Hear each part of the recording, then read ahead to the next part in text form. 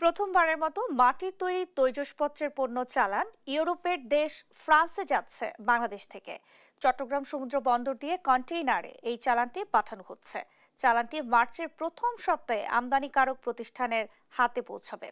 চট্টগ্রামের রপ্তানিকারক প্রতিষ্ঠান work and SA limited 11,741 KG ওজনের এক কন্টেইনার মাটির তৈরি জিনিসপত্র ফ্রান্সে পাঠাচ্ছে।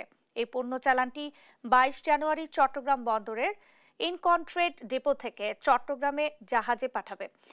এই চালানে দৃষ্টিনন্দন মাটির ডিনার সেট, কাপ পিরিচ সেট, গ্লাস সেট, বাটি সেট, হাঁড়ি পাতিল, মটকা, মাটির ব্যাং, ঘটি বাটি, বাসন ব্যবহারিক জিনিসপত্র ও খেলনা সামগ্রী সহ প্রায় 100 ধরনের সামগ্রী রয়েছে।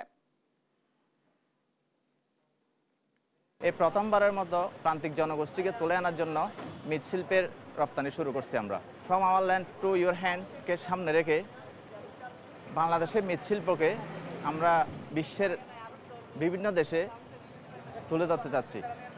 বিশেষ করে এই প্রোডাক্টটা আমরা ইউরোপের ফ্রান্সে পাঠাচ্ছি।